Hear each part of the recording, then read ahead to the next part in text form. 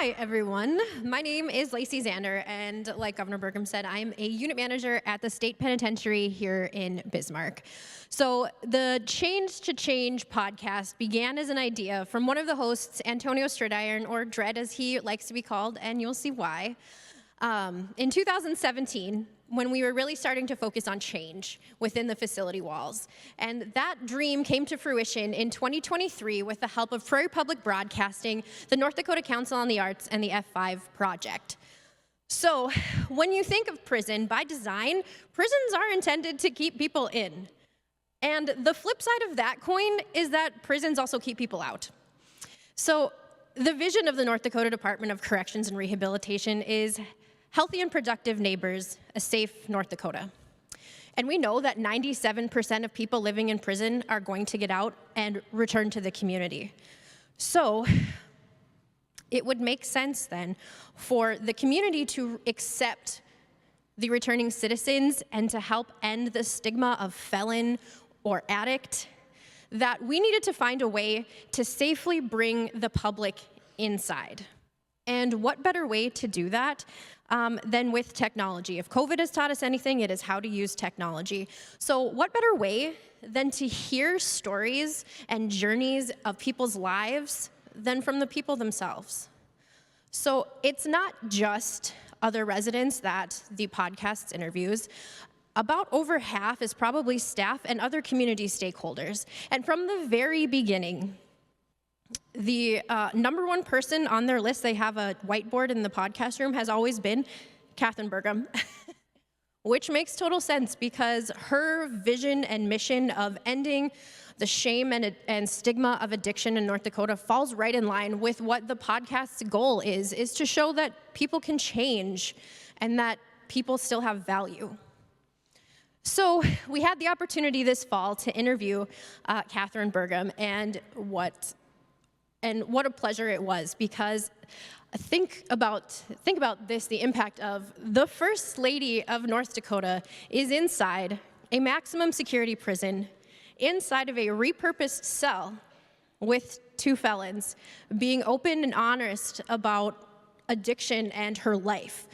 So I think that really goes to show that the impact that it has and how important it is that if the First Lady of North Dakota accepts this and shows you that people are people, then the community needs to also accept that people are people and they will be returning to our communities. So the full episode is available anywhere that you can get podcasts: Spotify, Amazon, Apple Music. But without further ado, here's her clip. Okay, Kathryn. Nice to meet you. Welcome to Unity Village. Hey, happy to be get here. started? Let's do this.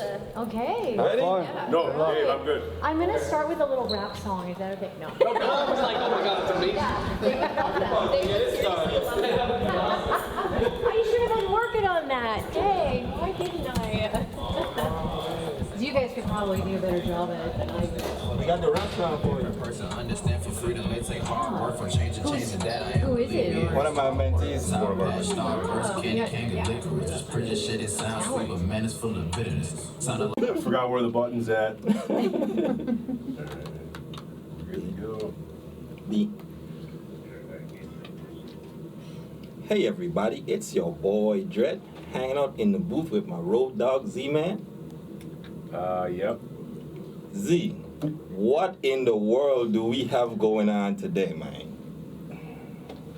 I don't know what to say. Speechless. Speechless? Oh wait, you remember that show with Ashton Kutcher, Punked, on MTV? Mm-hmm. Are we getting punked? I kind of feel like it right now. Is our agent punking us right now? I think our agent is doing something. I don't know what it is yet, but I think would it's something. never punk you guys. Well, world, we have a guest that's unbelievably in the booth. She's actually locked in a prison cell with two felons.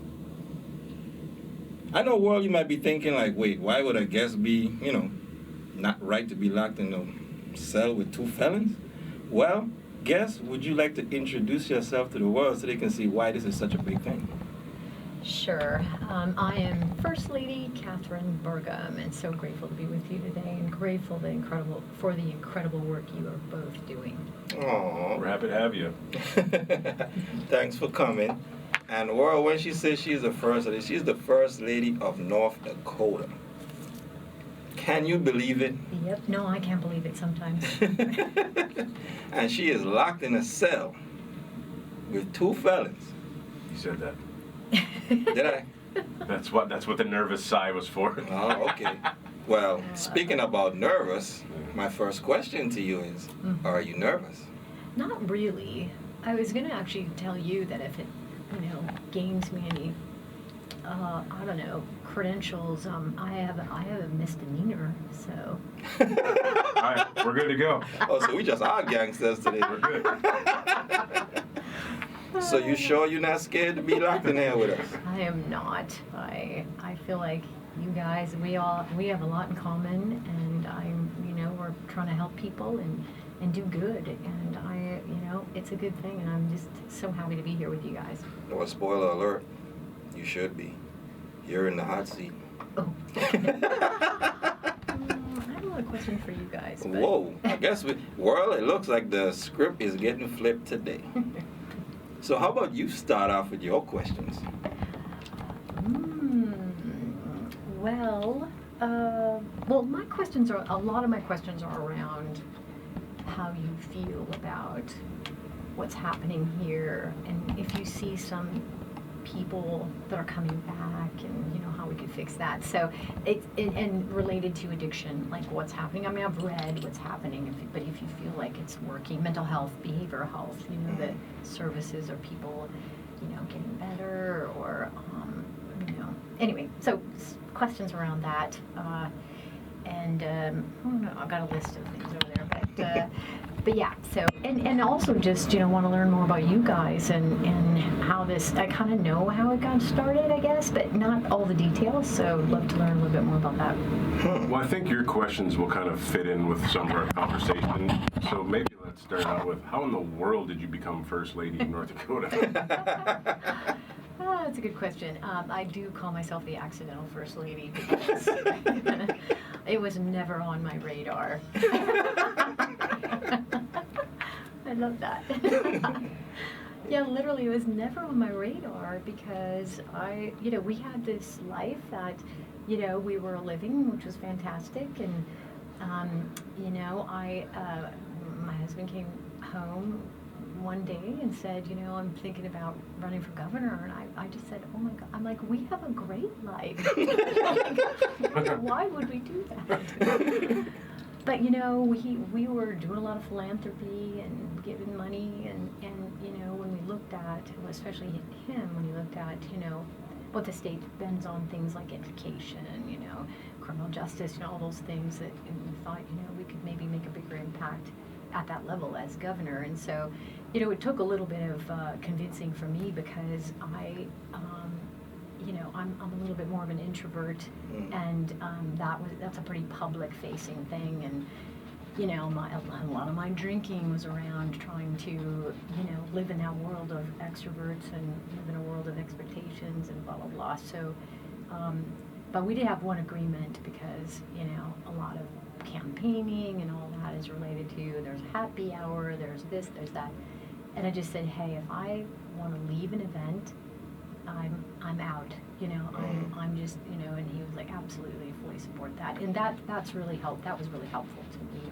Or if I just didn't want to attend, and I didn't need to. So. Well, one thing I'm getting there, because it's something like, even being in this unit that we try to let the guys to understand, is that, in life you have situations that's going to happen, and you need to be able to recognize when that environment or that situation is not for you.